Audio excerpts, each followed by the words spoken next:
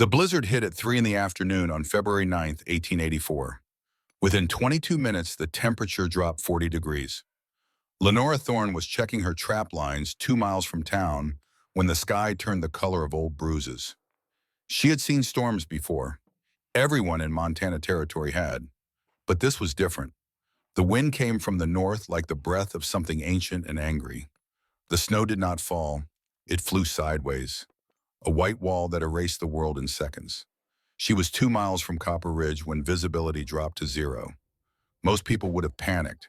Some would have tried to push forward, trusting memory to guide them home. Those people would be found in spring, frozen solid, sometimes just yards from their own front doors. But Lenora Thorne turned east and ran. She ran toward the limestone caves. The same caves everyone in Copper Ridge had mocked her for spending 2 years excavating, expanding, and converting into a shelter. The same caves they called the Madwoman's Hole. The same caves Mayor Cornelius Blackburn had said were an embarrassment to proper civilization. Lenora crashed through the hidden entrance, a narrow gap between two limestone slabs that looked like just another crack in the rock face. Immediately, she felt the temperature change. Not warm, but warmer. The wind that had been trying to tear the skin from her face was suddenly gone, replaced by still air that smelled of stone and earth. She was safe. Her dog, Copper, pressed against her leg, shivering but alive. She had food stored here, water from an underground spring, firewood, blankets, medicine. She could survive a month if she had to. What Lenora did not know, what she could not have known, was that within 3 hours, 27 other people would be fighting their way through the worst blizzard in Montana Territory history, all of them heading for the caves they had spent 2 years mocking, and that this storm would last 9 days. 5 years earlier, March 1879, the wagon train stretched across the prairie like a wounded snake, 63 souls making their way from Missouri to Montana Territory. Farmers, dreamers, families looking for a fresh start. Lenora Thorne was 45 years old, a former Army nurse who had spent 3 years stitching soldiers back together during the war between the states. She had seen death in every form imaginable. Bullet wounds, gangrene, dysentery. She thought nothing could break her anymore. She was wrong. Her husband Ezekiel walked beside their wagon, leading the oxen with the quiet patience that had made her fall in love with him 20 years before. Everyone called him Zeke. He was a tall man with gentle eyes and hands rough from honest work. Behind him, their son Josiah drove the second wagon. 16 years old, already taller than his father, already dreaming of the land they would claim in Montana. The storm came without warning. One moment, the sky was clear. The next, the world turned white. Zeke had gone to gather firewood. Just 30 feet from the wagon, Josiah went with him. Father and son, working together as they always did. Lenora heard them calling. She heard their voices for 20 minutes. Calling her name, calling for help. But she could not see her own hand in front of her face. The wind was so strong she could barely stand. When she tried to walk toward their voices, she was pushed back, knocked down, nearly buried. She crawled. Her hands found a crack in the rock face, a narrow opening in the limestone. She squeezed inside, scraping skin from her arms and face. But inside, the wind stopped. The temperature was warmer, not comfortable, but survivable. She called for Zeke and Josiah until her voice gave out. They never answered. For 3 days, Lenora huddled in that limestone crack. She had no food, no water except what she could lick from the damp walls. She prayed. She cried. She begged God to let her die so she could be with her husband and son. God did not listen. On the 4th day, the storm broke. Lenora crawled out into a white world. The wagons were buried, the cattle were dead, frozen where they stood. She found the bodies of neighbors she had traveled with for 4 months. The Henderson family, all 5 of them, huddled together under a canvas that had done nothing to save them. 47 of the 63 people in that wagon train died. Lenora found Zeke and Josiah 15 feet from the crack in the limestone. 15 feet. They had been trying to reach her. They had been so close. If they had found that crack in the rock, they would have lived. They would have survived the way she had survived. The dog Copper lay between them. He was still breathing. Barely. He had stayed with his masters until the end. When Lenora knelt in the snow and wept, Copper crawled to her and pressed his head against her chest. She carried that dog for 2 miles until she found other survivors. She never let him go again. For 3 years after the wagon train, Lenora drifted. She worked as a nurse in mining camps. She cooked in hotels. She took whatever work would keep her fed and give her a reason to wake up each morning. But every night she heard Zeke calling her name. Every night she saw Josiah's face, frozen in the snow. Every night she wondered why she had lived when they had died. The answer came to her slowly. She had survived because of the cave. The limestone crack had saved her life. The earth itself had protected her when the sky tried to kill her. Her father had been a miner from Cornwall, England. Cornelius Trelawney. He had taught her about rock when she was a girl. He had explained how caves held steady temperatures year-round, 54 degrees in summer and winter alike. He had told her that miners in Cornwall called caves the embrace of the earth. The earth does not change its mind, her father used to say. The sky can turn on you in an instant, but the earth keeps its promises. And Zeke and Josiah had died mere steps from safety, close enough to touch, close enough that she had heard their voices until the end. If they had found that crack in the rock, they would still be alive. That thought haunted her every night for 3 years. In 1882, Lenora Thorn arrived in Copper Ridge, Montana Territory. She was 50 years old, a widow with no children, a woman with nothing left to lose. She bought 40 acres of rocky, worthless land on the eastern edge of town. The land cost almost nothing because no one wanted it. It was too rocky to farm, too far from water to raise cattle. The only thing it had was limestone cliffs and a small cave opening that most people walked past without noticing. Lenora noticed. She moved into the cave the day she bought the land. What Lenora found inside changed everything. The entrance was small, barely wide enough for a person to squeeze through.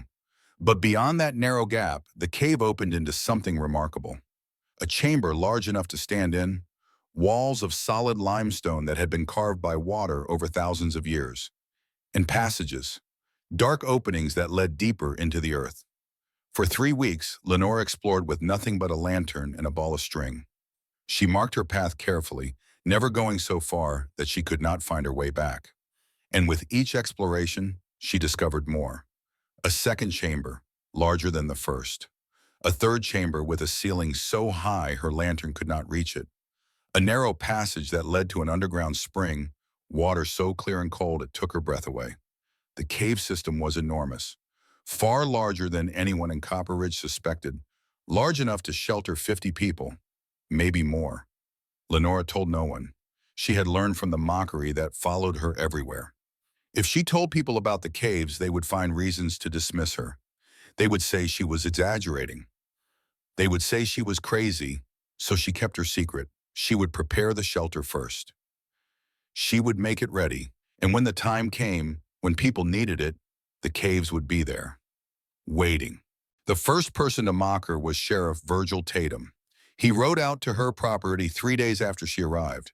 A big man of 55 with a badge and an attitude that came from 20 years of being the law in a small town. He had known Zeke during the war. They had served together in the cavalry before Zeke settled down with Lenora. When Zeke died in the 1879 storm, word had reached Virgil months later. He had written Lenora a letter expressing his condolences. That letter had been kind. The man who sat on his horse staring at her cave was not. "What in God's name are you doing, Lenora?" She was hauling limestone rubble out of the cave mouth. Her hands were bleeding, her dress was ruined. She looked like a mad woman, and she knew it. "Building a shelter." "A shelter?" He said the word like it tasted bad. "You mean you're living in a hole in the ground?" "I'm preparing a place where people can survive when the weather turns." "People have houses for that." "Houses burn, houses collapse. Houses cannot keep you alive when it is 40 below zero and the wind is strong enough to knock down walls." Virgil shook his head. The disappointment on his face was the kind reserved for children who refused to learn their lessons. Zeke would spin in his grave seeing his wife living like a groundhog. The words hit Lenora like a slap. She stopped working. She looked up at the man on the horse, the man who had served with her husband, the man who claimed to be his friend. "Zeke died because there was no shelter," she said quietly. He died 15 feet from a cave that could have saved his life. If that cave had been bigger, if it had been prepared, if there had been supplies inside, my husband and my son would still be alive. That was 5 years ago. You need to move on. I have moved on. I have moved on to making sure no one else dies the way they died. Virgil opened his mouth to argue, then he closed it. Then he shook his head again and turned his horse around. Do what you want, he said over his shoulder, but don't expect anyone in town to take you seriously, and don't expect me to rescue you when that cave collapses on your head. Lenora watched him ride away. Then she picked up her shovel and went back to work. The mockery spread through Copper Ridge like fire through dry grass. Within a week, everyone in town knew about the widow who lived in a cave. They called her the Mad Woman. They called her Cave Crazy Lenora's Hole. Children dared each other to ride past her property, though none were brave enough to approach. Mayor Cornelius Blackburn came to see her on a Sunday afternoon. He was 58 years old, a prosperous man who owned the bank and 3 of the best buildings in town. He wore a suit even in the middle of summer and walked like he expected people to get out of his way. Mrs. Thorn, I understand you are experiencing some difficulties. Lenora was hauling water from the spring she had discovered deep inside the cave system.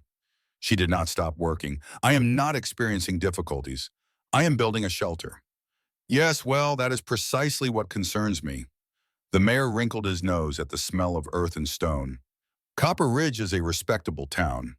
We are trying to attract new settlers, new businesses. The territorial governor himself is considering a visit next spring. Good for him. Mrs. Thorn, you must understand how this looks. A woman of your age living in a hole in the ground like some kind of animal. It reflects poorly on our community. Lenora finally stopped. She set down her water bucket and turned to face the mayor. Mr. Blackburn, in 1879, I watched 47 people freeze to death because they had no shelter from a storm. I watched my husband and my son die 15 feet from safety. I have spent 3 years thinking about that. I have spent 3 years asking myself what I could have done differently. She pointed at the cave entrance behind her. This is my answer. A shelter that cannot burn. A shelter that cannot be blown down. A shelter that stays the same temperature year-round no matter what the weather does above ground. If another storm like the one that killed my family ever comes to this town, people will have somewhere to go. Mayor Blackburn stared at her for a long moment. You are building this for other people? I am building this for anyone who needs it. Mrs. Thorn, this town does not need crazy women digging holes. We need proper citizens who contribute to society in proper ways. Then I suppose I am not a proper citizen. The mayor's face reddened. I am warning you. If this embarrassment continues, there will be consequences. What kind of consequences? Will you arrest me for improving my own land? Will you take away property I purchased legally? Blackburn had no answer for that. He turned and walked away without another word. Dr. Phineas Garrett came next. He was the only physician in Copper Ridge, a man of 62 with a medical degree from a university back east and an opinion about everything. He arrived at Lenora's property with a leather bag full of instruments and a look of professional concern. Mrs. Thorn, I have been asked to examine you. Asked by whom? By concerned citizens who worry about your mental state. Lenora was reinforcing the walls of the main chamber with timber supports. She did not pause in her work. There is nothing wrong with my mental state. That is for me to determine. The doctor stepped into the cave entrance and immediately wrinkled his nose. Living underground is not natural, Mrs. Thorn. Medically speaking, it causes melancholia and lung disease. I have read studies. Studies written by people who have never survived a blizzard. I beg your pardon. Lenora drove another support beam into place. The earth stays at 54 degrees year-round, summer and winter, day and night. The air in a properly ventilated cave is cleaner than the air in any house because there is no dust, no smoke, no rot. The only reason people think caves are unhealthy is because they have never actually lived in one. Dr. Garrett stared at her. Where did you learn that? From my father. He was a miner in Cornwall. He spent 40 years underground and lived to be 83. The doctor had no response. He left without examining her. But his diagnosis spread through town anyway. The widow was not just strange, she was mentally unbalanced. Someone should really do something about her. Reverend Whitmore preached a sermon about her the following Sunday. Lenora did not attend church. She had stopped believing in a God who would take her husband and son and leave her alive to suffer. But she heard about the sermon from Cordelia Garrison, the widow who ran the bakery and who was the closest thing Lenora had to a friend. "He called you a pagan," Cordelia said, setting down a basket of fresh bread on Lenora's makeshift table inside the cave. "Said that God put us above the earth, not beneath it like worms." "Did he mention what God does to people who freeze to death above the earth?" Cordelia laughed. She was 45 years old, a practical woman who had buried 2 husbands and raised 4 children alone. She did not care what people thought, which was perhaps why she was willing to visit Lenora when no one else would. "I think the good Reverend has never been caught in a real storm. He came here from Virginia. They do not have winters like we have. He will learn. Maybe, or maybe God will continue to protect him from his own ignorance." Lenora smiled. It was the first time she had smiled in months. "Why do you bring me bread, Cordelia? Everyone else in town thinks I am crazy." The baker shrugged. "I lost my first husband in a mining accident. I lost my second to cholera. I know what it is like to lose everything and have people tell you to move on." She looked around the cave at the timber supports, the stockpiled supplies, the sleeping platforms Lenora had carved into the walls. "You are not crazy, Lenora. You are preparing. I understand the difference." By the summer of 1883, Lenora had transformed the cave system into something remarkable.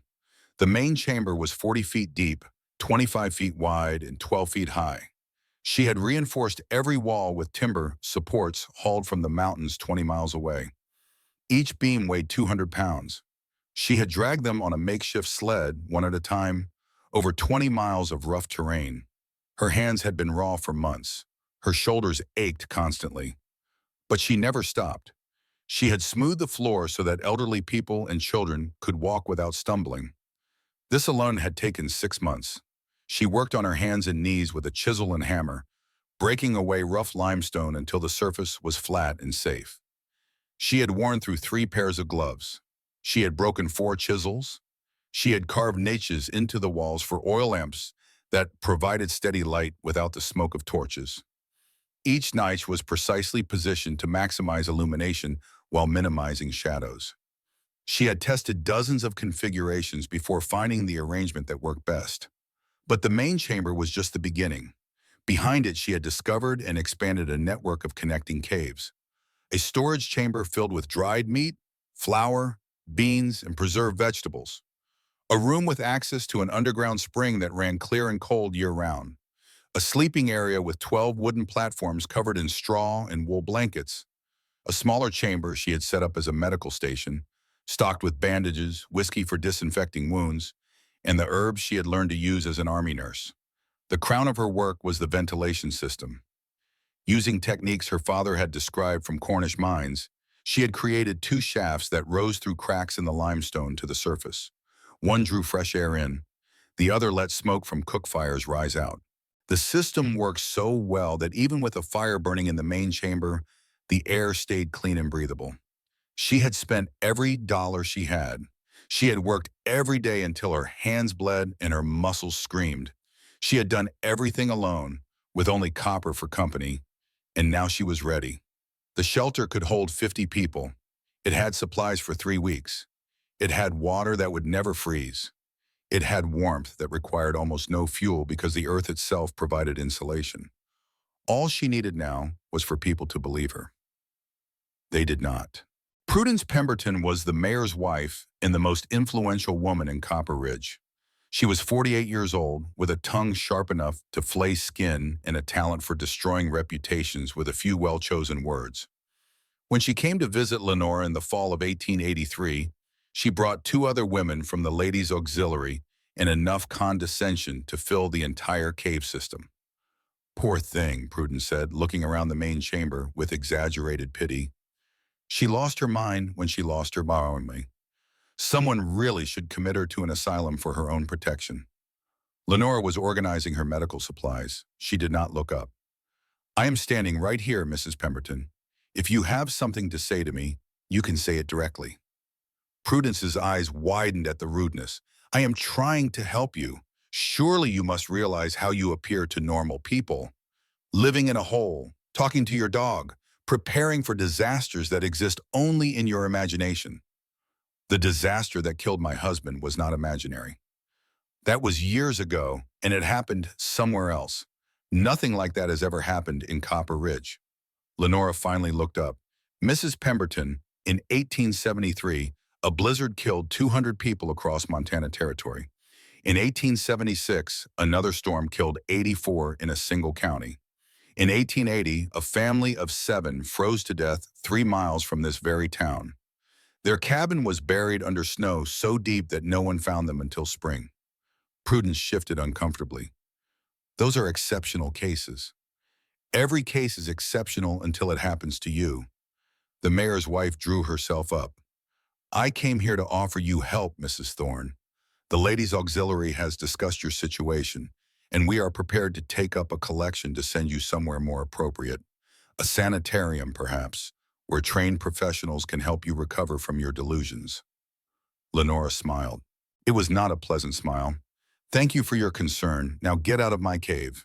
The young men of Copper Ridge found entertainment in her misery.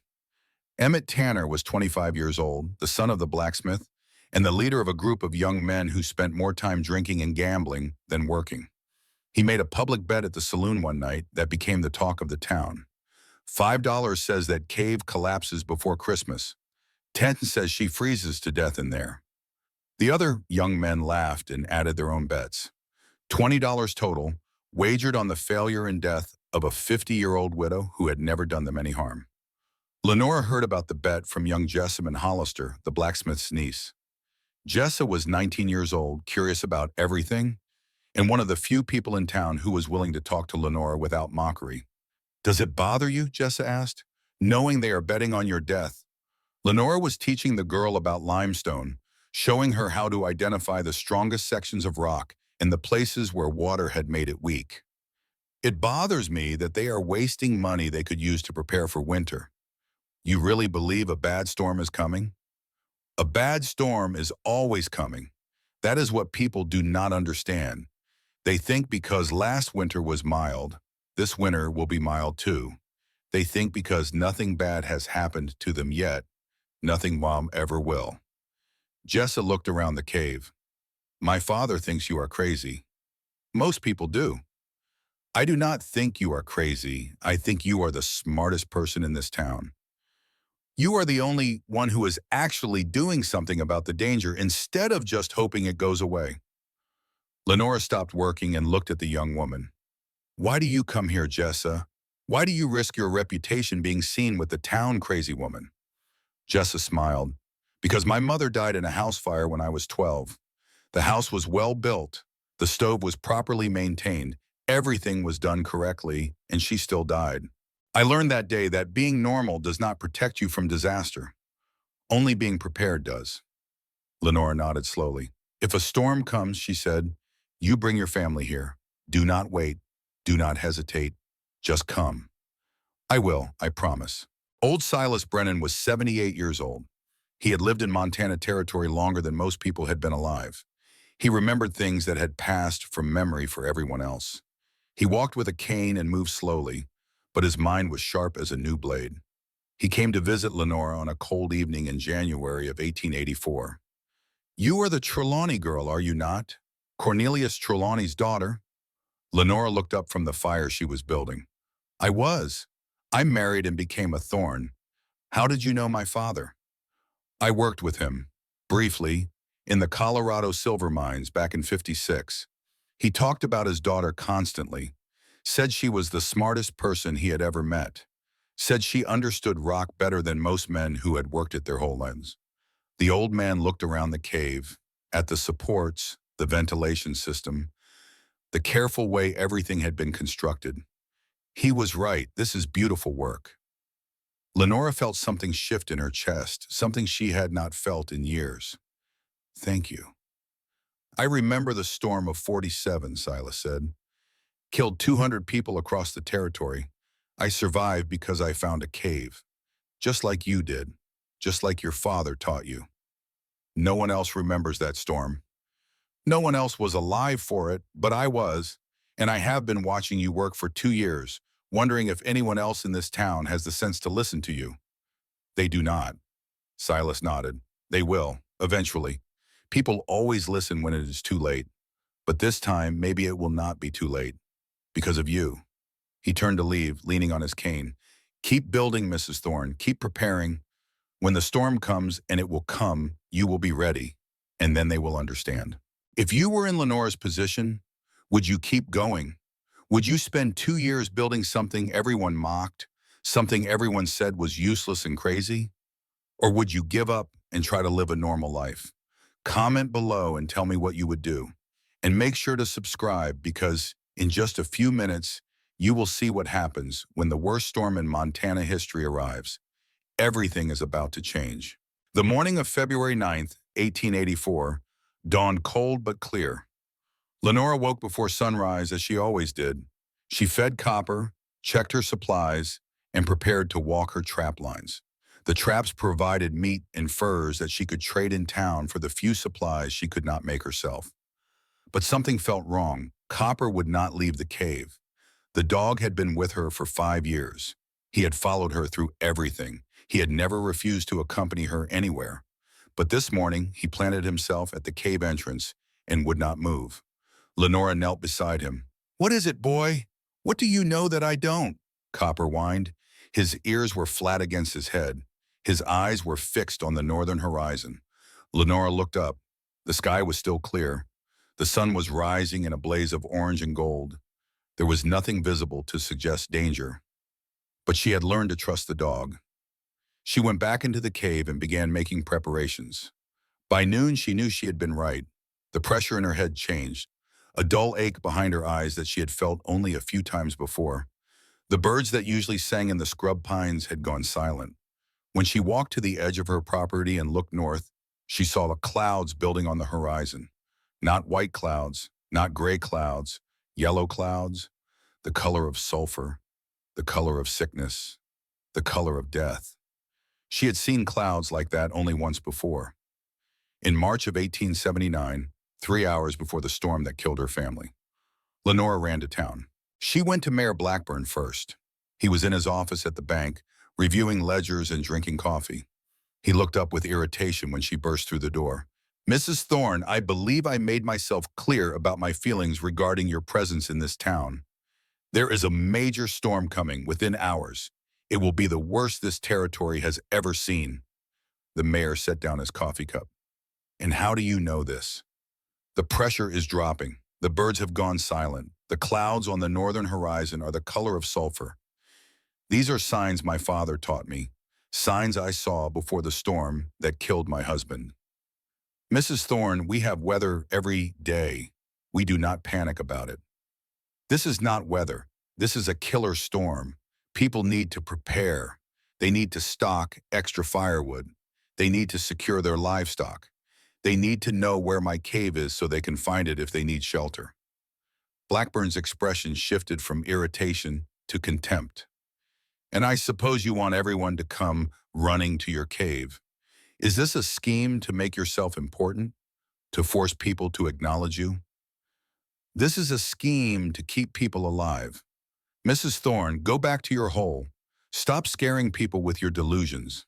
If there is a storm, we will deal with it the way we have always dealt with storms. We do not need a crazy woman telling us how to survive winter." Lenora stared at him for a long moment. "The cave is 2 miles east of town, past the dead oak tree. The entrance is between 2 limestone slabs. I have marked it with a red cloth. If you need shelter, come there. The door will be open." She turned and left. Sheriff Virgil Tatum was standing outside the bank. He had obviously been listening. "Lenora, you need to stop this. People are already talking about having you committed. If you keep making scenes like this, they might actually do it." "Virgil, do you remember the storm that killed Zeke?" The sheriff's face tightened. "Of course I remember. Do you remember the signs before it hit? The yellow sky, the pressure change, the silence of the birds?" He did not answer. I am seeing those signs right now, today. I am telling you, as someone who survived that storm, that the same thing is about to happen here. Maybe worse. Virgil shook his head. Go back to your cave, Lenora. Stop scaring people. She looked at him for a long moment. Zeke called your name, when he was lost in the snow. He called for you. I heard him. The sheriff's face went pale. That's not fair. No, it is not. Nothing about any of this is fair.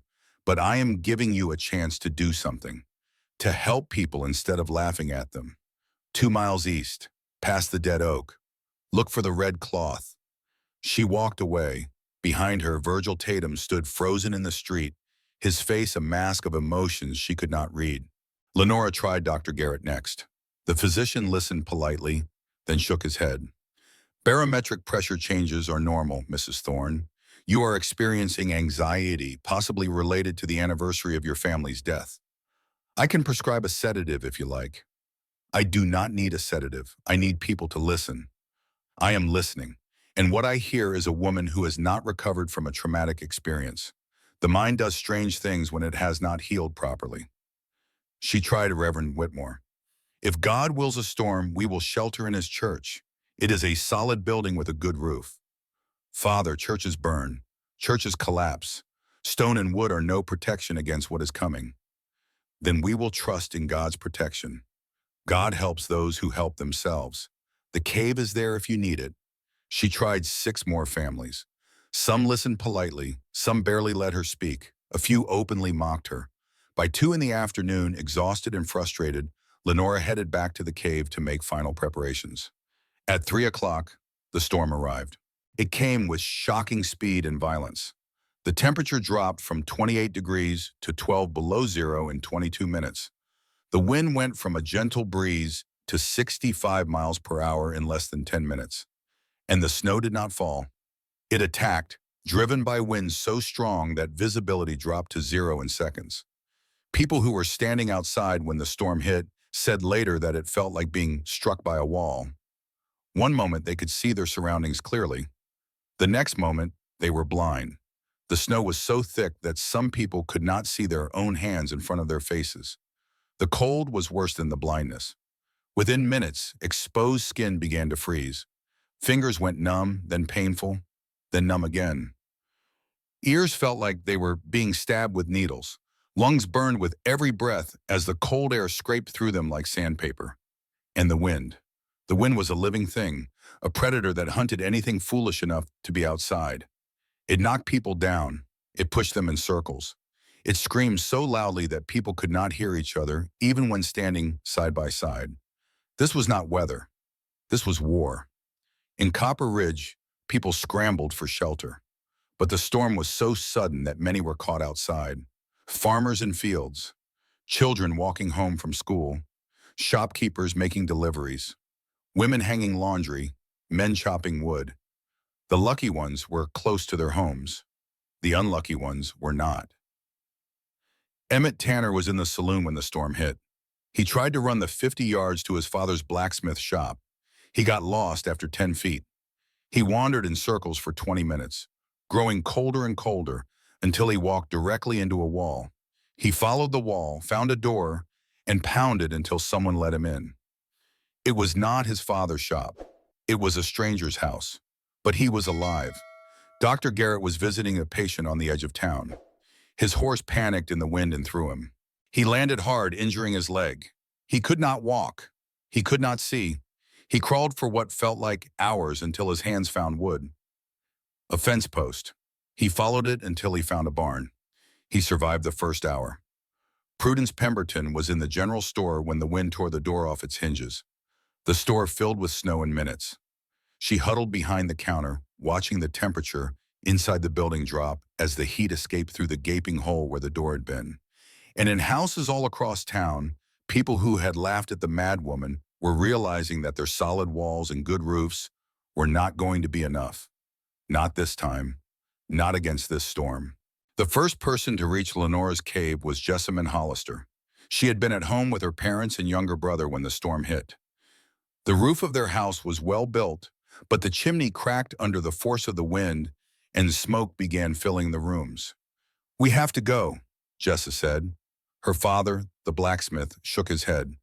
"We cannot go outside. We will die in the seconds." "We will die here too if the house fills with smoke. I know where to go. Mrs. Thorn's cave. She told me the way. 2 miles east, past the dead oak. Look for the gap between two limestone slabs." "That crazy woman? You want us to trust our lives to a hole in the ground?" "I want us to trust our lives to the only shelter that can survive this storm. We can make it if we go now. If we stay here, we die." The family argued for 5 minutes. Then a gust of wind shattered a window, and the argument was over. They wrapped themselves in every piece of clothing they could find. They tied ropes around their waists, connecting each person to the next. Jessa led the way, keeping the wind on her left shoulder, moving east. The walk that normally took 20 minutes took an hour, but they found it. The gap between two limestone slabs. The red cloth, frozen stiff but still visible. The entrance to Crow's Folly. Jessa pushed through the wheel and felt the temperature change immediately. The wind that had been trying to kill her was suddenly gone. The air was still and warm compared to the hell outside. Lenora was waiting with blankets and hot coffee. "I knew you would come," she said. "My father did not believe me, but here we are. Get warm, there will be others." They came in ones and twos. Cordelia Garrison arrived 30 minutes after the Hollisters, half frozen, carrying 3 loaves of bread she had grabbed from her bakery. Old Silas Brennan appeared an hour later, moving slowly but steadily.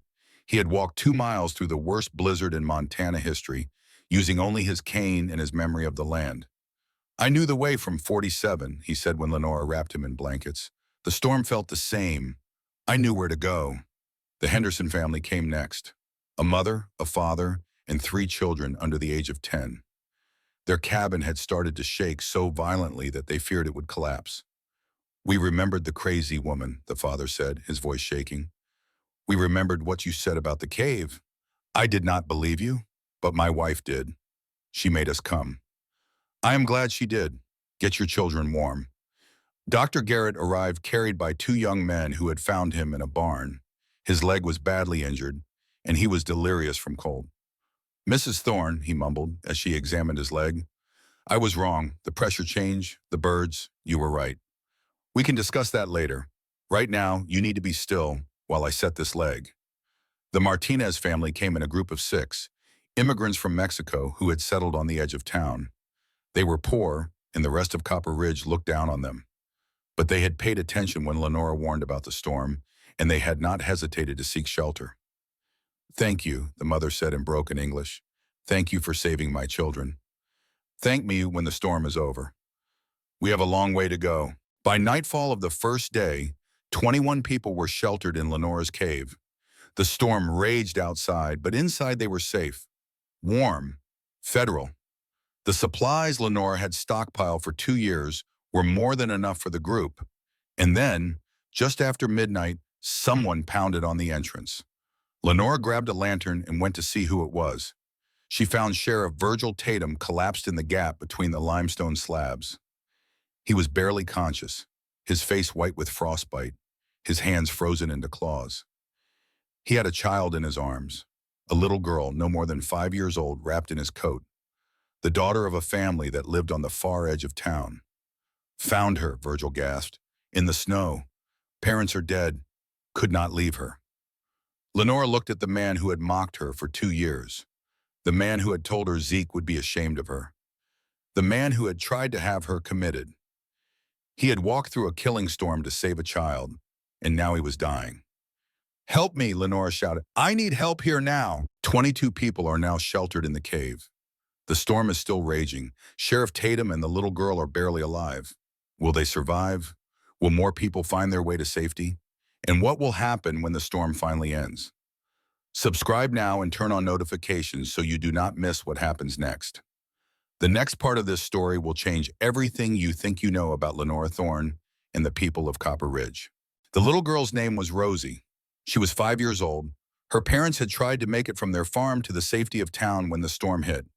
They had died within 100 yards of their door, frozen solid, their bodies not found until spring. Sheriff Tatum had been riding to check on outlying farms when the blizzard arrived. He had found Rosie wandering in the snow, crying for her mama, already showing signs of frostbite. He had wrapped her in his coat and started walking. He knew where to go, 2 miles east, past the dead oak. Look for the gap between two limestone slabs. Lenore had told him. He had not listened. He had not believed. But when death came knocking, he remembered. The walk had taken him 4 hours. 4 hours of wind so strong it knocked him down repeatedly. 4 hours of cold, so intense his fingers stopped moving. 4 hours of holding a crying child against his chest and telling her they were almost there, almost safe, just a little farther. When he collapsed at the cave entrance, he was not sure if either of them was still alive.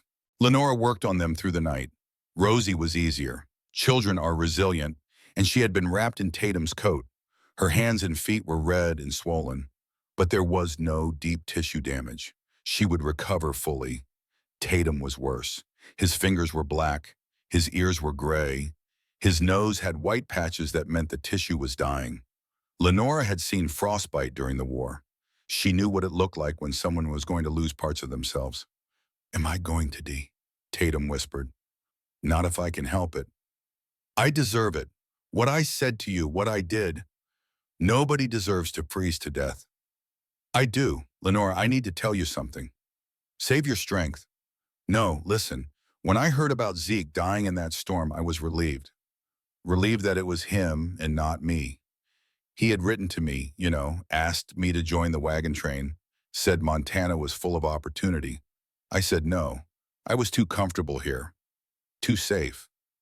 Lenora's hands paused for a moment. "When I heard he died, my first thought was that it could have been me. And then I spent 5 years hating myself for being glad it was not. Every time I saw you, I saw him. I saw the friend I abandoned. So I mocked you. I tried to drive you away. It was easier than facing my own guilt." Tatum closed his eyes. Tears leaked from beneath his lids. "And now you have saved my life. After everything I said. After everything I did." Lenora was quiet for a long moment. Then she dipped her cloth in warm water and continued cleaning his wounds. "Guilt is a heavy burden, Virgil. I carried it for years after the storm. I wondered why I survived when Zeke and Josiah did not. I wondered if I could have done more. If I had been faster, stronger, braver. How did you let it go?" "I did not let it go. I transformed it. I built something with my guilt instead of drowning in it. You can do the same." "How?" "By living, by helping others, by being the man Zeke believed you could be." She finished cleaning his wounds and wrapped his hands in clean bandages. "Now rest. We have a long way to go before the storm is over." The second day brought more survivors. Emmett Tanner appeared at the entrance, frostbitten and humbled. The young man who had bet on Lenora's death was now begging for her help. "I was wrong," he said, the first words out of his mouth. "I was a fool, please." Lenora looked at him for a long moment. This was the man who had laughed loudest at the saloon. The man who had encouraged others to mock her. The man who had wagered money on her death. And now he stood before her, shivering, terrified, his hands blackened with frostbite. She could have turned him away. She could have reminded him of every cruel word. She could have made him beg. Instead, she stepped aside. "Come in, get warm." Two farm families arrived together, having found each other in the whiteout, and worked together to navigate to the cave. 11 more people, including 6 children. The youngest was a boy of 4 named Samuel, who would not stop crying for his grandmother. The grandmother had not made it. Lenora held Samuel for 3 hours, rocking him gently, singing songs her own mother had sung to her when she was small. She did not know if the songs helped, but Samuel eventually fell asleep in her arms, and that felt like a small victory against the storm. By the end of the second day, 27 people were sheltered in the cave system. Lenora organized them like the army nurse she had been. She assigned sleeping areas, families in the side chamber, single people in the main room. She established a cooking rotation, with Cordelia in charge of preparing meals from the stockpile supplies. She set up a schedule for tending the fires and monitoring the ventilation shafts. She assigned Dr. Garrett, despite his injured leg, to oversee the health of the group. He had medical training, even if he had been wrong about everything else. And she kept Copper by her side at all times. The dog seemed to sense that something important was happening. He moved among the refugees, letting children pet him, sitting beside people who were crying, doing the work that no human could do. On the third day, the supplies began to run low. 27 people consumed far more food and water than Lenore had planned for. She had prepared for 50 people for 3 weeks, but the pace of consumption was faster than expected. Children needed more. People recovering from frostbite needed more. Fear and cold made everyone hungry. Prudence Pemberton noticed first. She had arrived on the second day, rescued by her husband's servants after the general store became uninhabitable. She had brought nothing but her complaints. "The portions are getting smaller," she announced loudly at the evening meal. "We are running out of food. We are all going to starve in this hole." The cave fell silent. 26 pairs of eyes turned to Lenora. "We are not running out," Lenora said calmly. "We are adjusting to make sure we have enough for the duration of the storm."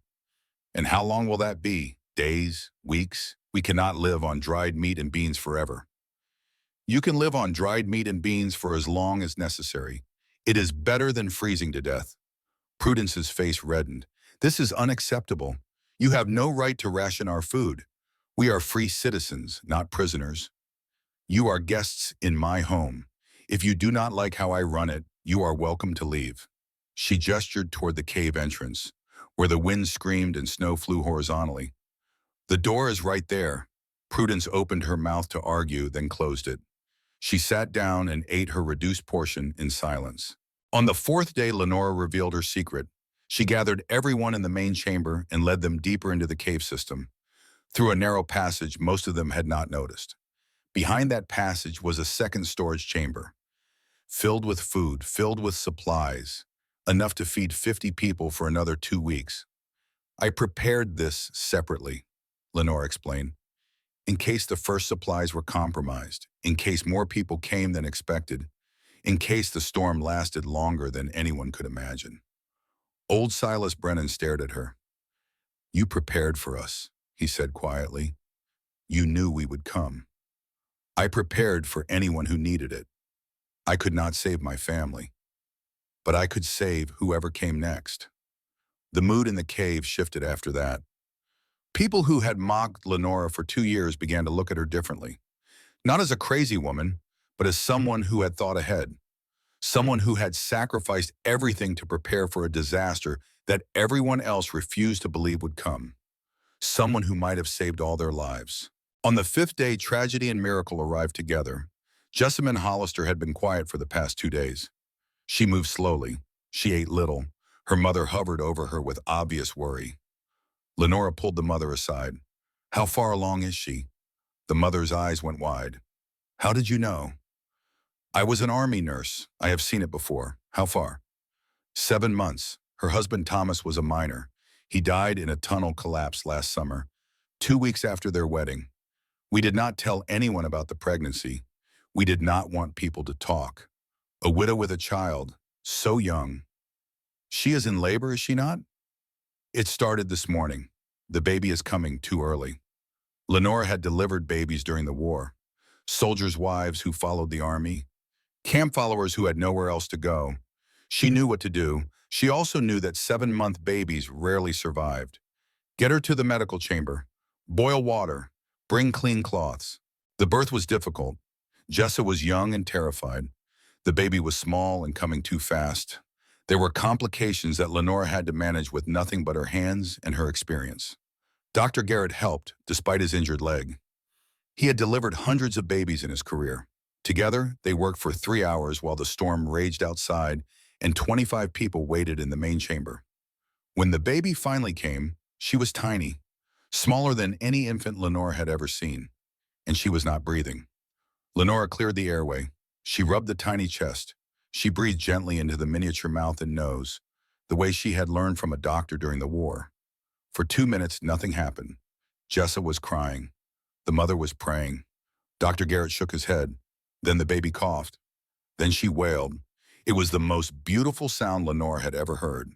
They named her Hope. It was Jessa's idea, a name for a baby who should not have survived, a name for a miracle born in the darkness of a cave while the world outside tried to kill everyone. Lenora held the tiny infant. and felt something shift inside her. Something that had been frozen for 5 years began to thaw. This was why she had built the cave, not for revenge against the people who mocked her, not to prove she was right and they were wrong, but for this moment, for this tiny life that would not exist if she had not spent 2 years digging into rock while everyone laughed. Josiah and Zeke had died so that she could save others. Their deaths had meaning now. A baby named Hope has just been born in the cave. 27 people are surviving the worst storm in Montana history, but there are still 4 days to go. What will happen when the storm finally ends? Will everyone survive? And how will Copper Ridge respond to the woman they call crazy? Make sure to like this video if you are enjoying the story. Share it with someone who needs to hear about courage and preparation. And stay with me, because the ending of this story will stay with you forever. The 6th day brought reflection. Sheriff Tatum was recovering, though he would lose 2 fingers to frostbite. He sat by the fire in the main chamber, watching Lenora move among the refugees, checking on everyone, making sure needs were met. Little Rosie sat beside him, holding his bandaged hand. She had not left his side since he saved her. Dr. Garrett sat nearby, observing. "I owe her an apology," the doctor said quietly. "Not just for the mockery, for dismissing her knowledge. I have degrees and certificates and years of training. She has wisdom passed down from her father. I am beginning to understand the difference." "I owe her more than an apology," Tatum said. "I owe her my life. I owe her Rosie's life. I owe her a debt I can never repay." "Do you know why she did this? Why she spent 2 years building something everyone said was useless?" Tatum nodded slowly. Her husband and son died so close to safety, so close they could almost touch it. She built this place so that would never happen to anyone else, so no one would ever fall short by a few steps again. Dr. Garrett was quiet for a long moment. "That is not insanity. That is love." "Yes, it is." On the 7th day, Lenore explained the science. She gathered everyone in the main chamber and told them about her father, about Cornwall, about the mines where men worked underground and understood the earth in ways that surface dwellers never could. "The earth maintains a constant temperature of 54 degrees Fahrenheit, she said. "It does not matter if it is summer or winter. It does not matter if a blizzard is raging above. The earth holds steady." She pointed to the walls of the cave. "Limestone is porous. It absorbs water and channels it away. That is why this cave does not flood, even though there is an underground spring. The rock does the work of drainage naturally." She pointed to the ceiling, where 2 shafts disappeared into darkness. "Air circulation. My father taught me that warm air rises. If you create one shaft for air to enter and another for air to escape, the cave breathes on its own. No pumps, no bellows, just physics." Dr. Garrett listened with growing amazement. "This is science," Vaughn said. "Everything you have done is based on scientific principles." "My father called it common sense. He said the earth has been keeping its secrets for millions of years. All we have to do is pay attention." "Why did you never explain this before? Why did you let everyone think you were crazy?" Lenora smiled sadly. "I tried to explain. No one listened. People do not want to learn from a 50-year-old widow who lives in a cave. They want to learn from men with degrees and certificates. So I stopped trying to explain and started trying to survive." On the 8th day, the wind began to die. Not completely, not safely, but the screaming that had been constant for 7 days became intermittent. The pressure in Lenora's head began to ease. Copper raised his ears and whined softly, sensing the change. "It is ending," she told the group. "Another day, maybe less. The worst is over." Prudence Pemberton, who had complained about everything for a week, burst into tears. "We are going to live," she boomed. "I never thought we would live." Emmett Tanner, the young man who had bet on Lenora's death, knelt beside the fire and prayed. Lenora had never seen him pray before. She suspected he had never prayed in his life. The children, who had been remarkably brave throughout the ordeal, began to smile. Little Rosie, who had lost her parents but gained a new family in the cave, laughed for the first time in days. And Lenora sat by herself in a corner, holding baby Hope, and allowed herself to cry. On the 9th day, February 18th, the storm finally broke. The wind stopped. The snow stopped.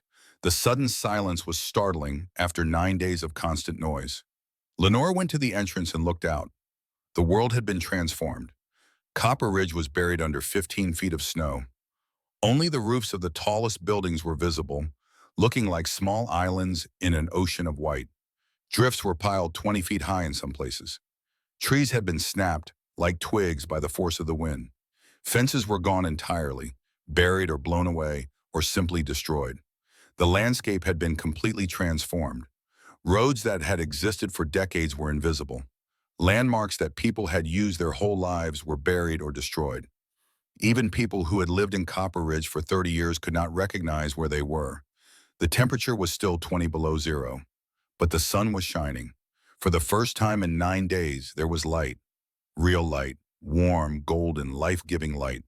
People who had spent more than a week in darkness began to weep at the sight of it. "We need to check for survivors," Lenore announced, "and we need to do it carefully. More people die after storms than during them. Overexertion, getting lost in snow canyons, falls." She organized rescue parties. Teams of 3, each with someone who knew the town well. They would work in shifts, using the cave as a base of operations. Sheriff Tatum, despite his injuries, insisted on leading the first team. "I spent a week lying in this cave while you saved my life," he said. "I am going to help, or you can shoot me." Lenora smiled. "Just do not die out there. I put too much work into keeping you alive." The rescue parties found 14 more survivors. People who had barricaded themselves in cellars.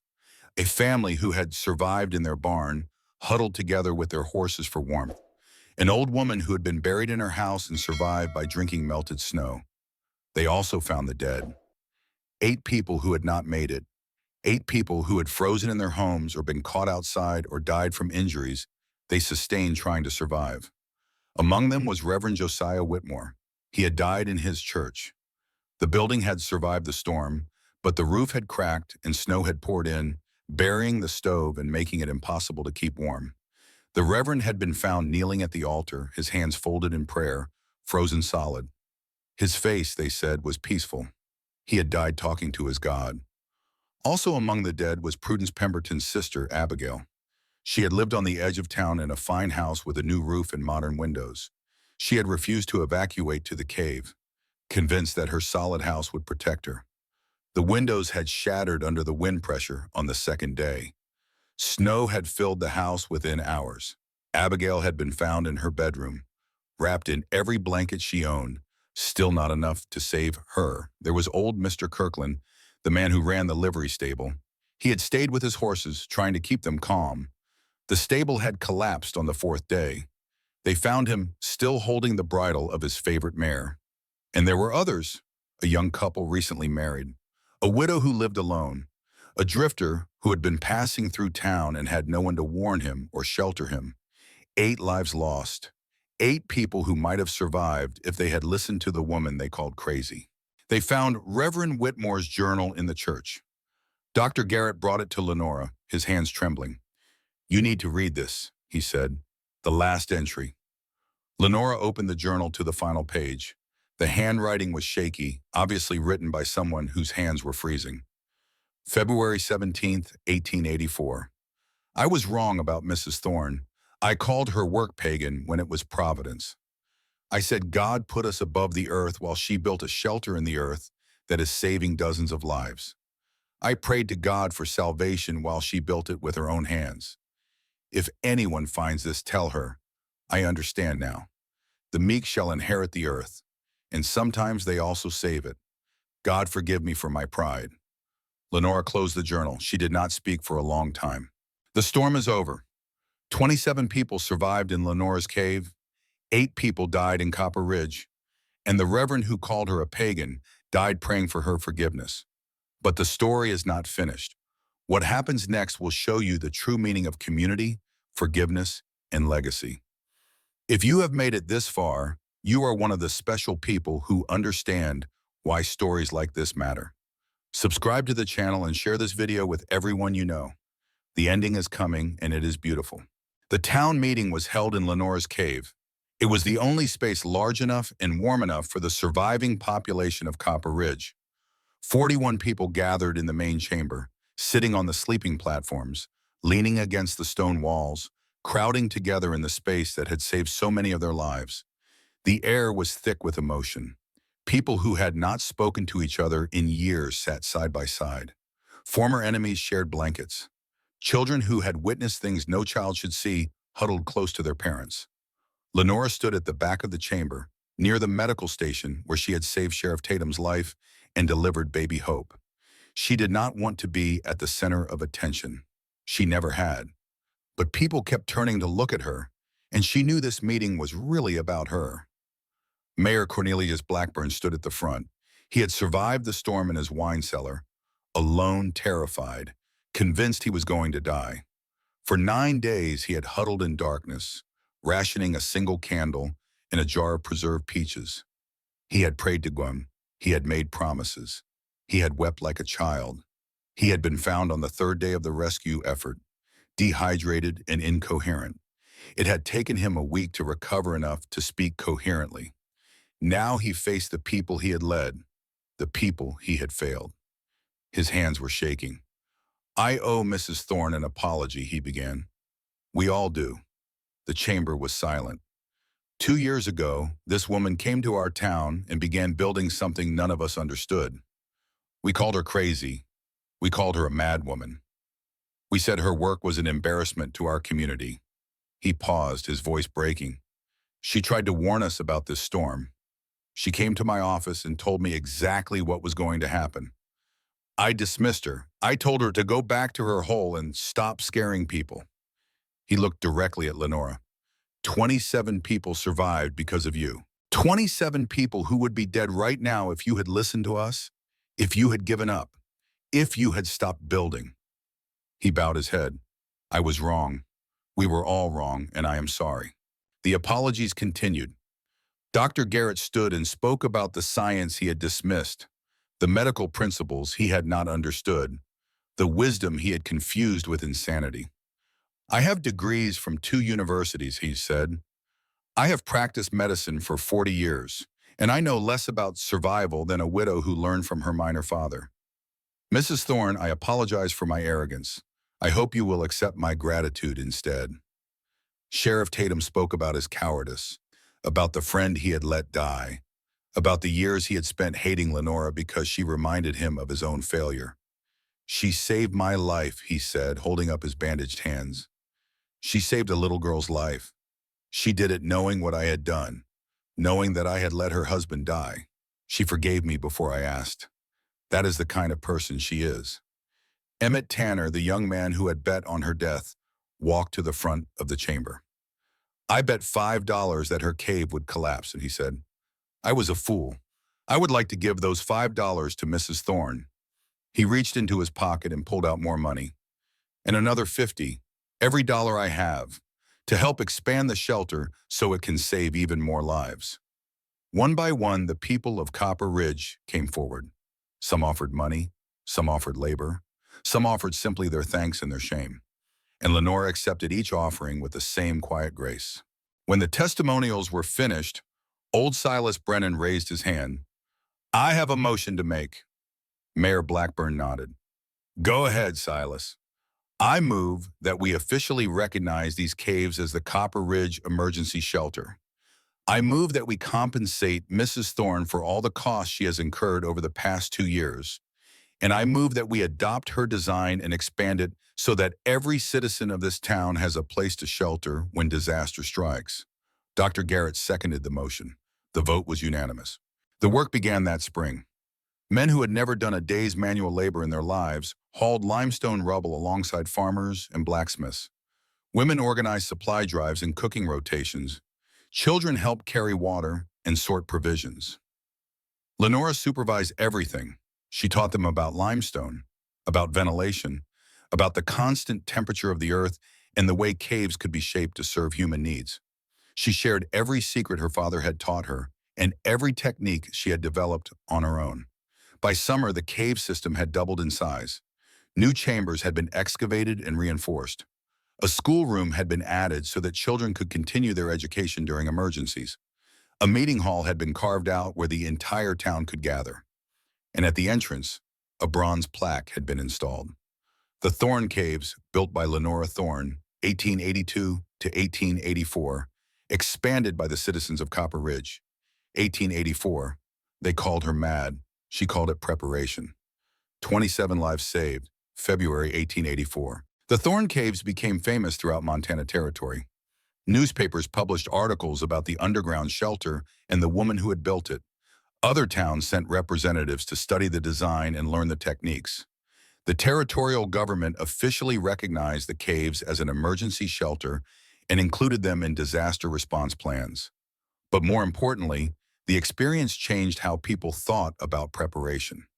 Houses in Copper Ridge were rebuilt stronger. Basements were dug deeper. Food storage became standard practice. Emergency supplies were stockpiled in every home. And when someone said they were worried about the weather, no one laughed anymore. They listened. 1 year after the Great Storm, Lenora Thorn married Dr. Phineas Garrett. The wedding was held in the main chamber of the caves. Reverend Michael Donnelly, who had replaced the late Josiah Whitmore, performed the ceremony. Cordelia Garrison was the matron of honor. Little Rosie, now 6 years old and adopted by Sheriff Tatum and his wife, was the flower girl. Baby Hope, now a healthy 1-year-old, was passed from arm to arm throughout the ceremony. "It seems fitting," Lenora said during the reception, "that we begin our life together in the place that gave us all a second chance." Dr. Garrett, now her husband, raised his glass. "To second chances," he said, "and to the woman who made them possible." The years passed. Lenora and Phineas had a good life together. They never had children of their own, but they became surrogate grandparents to half the children in Copper Ridge. Their house was always full of young people asking questions, seeking advice, learning the old ways that Lenora's father had taught her. Every Sunday, Lenora held what she called lessons in the caves. Children would gather in the main chamber while she explained how the earth worked. She showed them how to read weather signs. She taught them which plants could be eaten and which could heal. She passed on everything she knew, holding nothing back. "Knowledge that is not shared dies with us," she would say, "but knowledge that is taught lives forever." The children loved her. They called her Grandmother Stone, a name she cherished more than any title the territorial government tried to give her. When dignitaries came to tour the caves, she let her husband conduct the official ceremonies. But when children came, she always led the tour herself. Sheriff Virgil Tatum retired from his position in 1889. He lost 2 fingers to frostbite, but he gained something more valuable: peace. He spent his remaining years helping Lenora expand the cave system and teaching survival skills to young people. He never forgave himself for what happened to Zeke, but he learned to live with it. He died in 1903, and his last words were of gratitude to the woman who had saved his life and forgiven his cowardice. Little Rosie, the girl he had rescued from the storm, grew up to become a school teacher. She named her first son Virgil.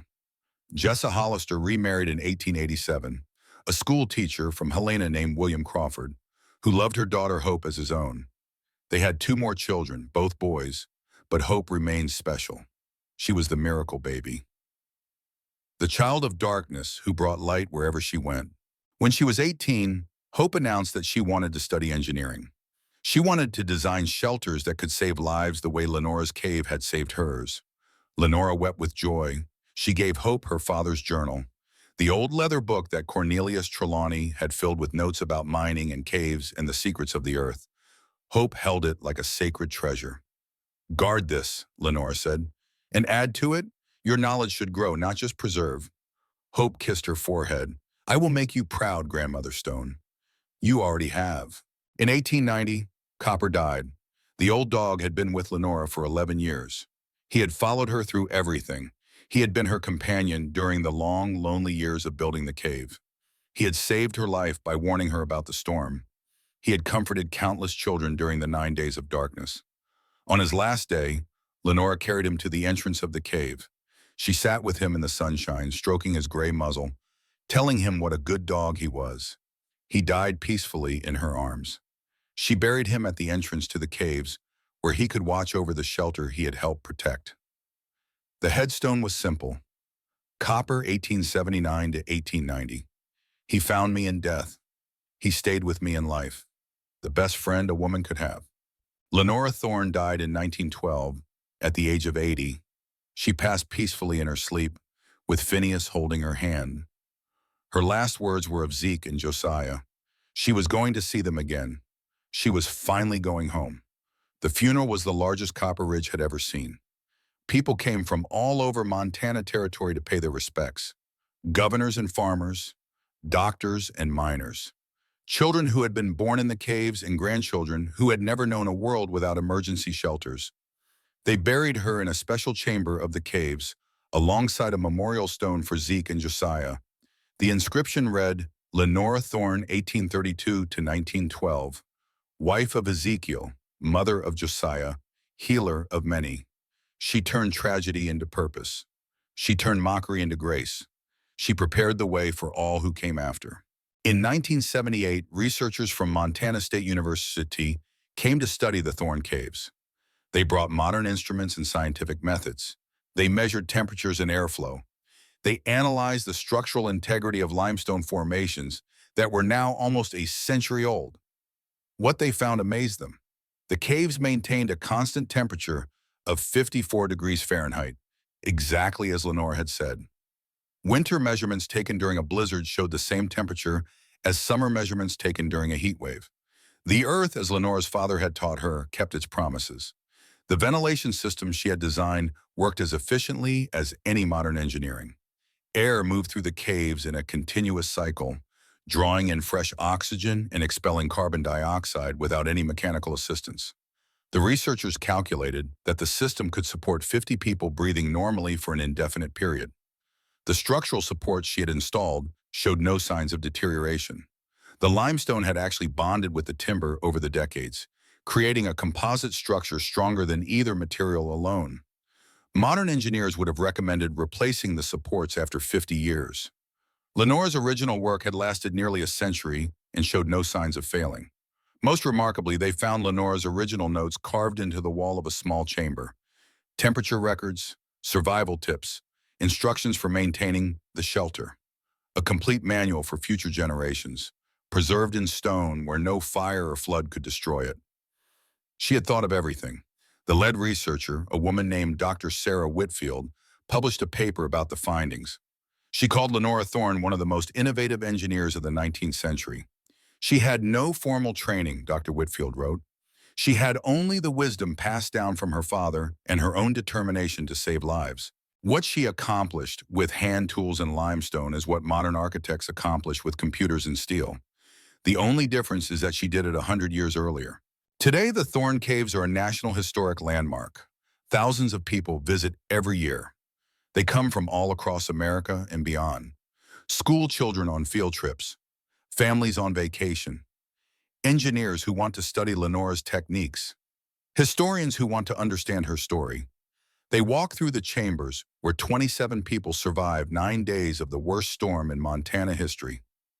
They see the sleeping platforms in the medical station and the storage rooms that held enough supplies for weeks. They trace their fingers along the carved instructions that Lenore left for future generations. They read the story of Lenora Thorn on plaques mounted throughout the caves, a widow, a nurse, a daughter of a Cornish miner, a woman who lost her husband and son to a storm and spent the rest of her life making sure no one else would suffer the same fate. They see the bronze plaque at the entrance. The Thorn Caves, established 1882, National Historic Landmark, where 27 souls found shelter from the storm. Preparation is love made visible, and they leave with a different understanding of what it means to be prepared, of what it means to love, of what it means to transform tragedy into purpose and mockery into grace. They leave changed. The Great Storm of 1884 killed over 200 people across Montana Territory. But in Copper Ridge, only 8 died. 8 people who might have survived if they had listened to the warnings of a woman they called crazy. 8 people who might still be alive if they had not been too proud to accept help from someone they considered beneath them. The lessons of the Thorn Caves are still relevant today. That being different is not the same as being wrong. That preparation is not paranoia but love in action. That sometimes the person everyone laughs at is the only one seeing clearly. That sometimes the project everyone calls foolish is the only thing that will save everyone. And that sometimes the best shelter is not the one above ground, but the one beneath it, carved into stone by hands that refused to give up. Lenora Thorn did not build her cave for revenge. She did not build it to prove she was right and everyone else was wrong. She built it because she lost everything she loved and decided that loss would not be meaningless. She built it because 15 feet was too far for her husband and son to walk, and she would spend the rest of her life making sure no one else ever fell short by that much. She built it because love does not end when the people we love are gone. It transforms. It becomes preparation. It becomes protection. It becomes a gift to strangers who have not yet faced the disaster we already survived. Lenora used to say that grief has two paths. The first path leads inward, toward bitterness and isolation and eventually despair. The second path leads outward, toward purpose and service and eventually peace. She chose the second path. Not because it was easier, it was not easier. It was harder in every way that mattered. It required her to face her pain every day instead of hiding from it. It required her to help people who had hurt her. It required her to forgive when forgiveness seemed impossible. But the second path led somewhere. It led to 27 lives saved in a cave during a storm. It led to a baby named Hope. It led to a legacy that changed how an entire territory thought about disaster and preparation. It led to peace. If you are watching this video, you are already thinking about the future. You are already wondering what you would do if a storm came, if a disaster struck, if everything you counted on was suddenly taken away. Let Lenora Thorn be your answer. Do not wait for people to believe in you. Do not wait for permission to prepare. Do not wait for the storm to prove you were right. Build your shelter now, whatever form that shelter takes. Build it with your hands and your heart and your refusal to give up. Build it for the people who will need it, even if they do not know they will need it yet. And when they mock you, when they call you crazy, when they bet on your failure, remember what Lenora remembered. Sometimes the person everyone laughs at is the only one who sees the storm coming. Sometimes the shelter that looks like foolishness is the only thing that stands when everything else falls. This is the end of Lenora's story, but it does not have to be the end of yours. If this video touched you, if it made you think, if it made you feel, then please do something for me. Like this video so that more people can find it. Share it with someone who needs to hear about courage and preparation and the power of refusing to give up. Subscribe to this channel so you never miss a story like this one. And most importantly, leave a comment telling me what you thought. Have you ever been mocked for doing something you knew was right? Have you ever prepared for something that everyone said would never happen? Have you ever been the only one who saw the storm coming? Tell me your story. I want to hear it. And remember, the people who build shelters are never crazy. They are just the ones who love us enough to think ahead. Thank you for watching. Thank you for listening. Thank you for being the kind of person who stays until the end. Until next time, take care of yourselves, take care of each other, and never stop building.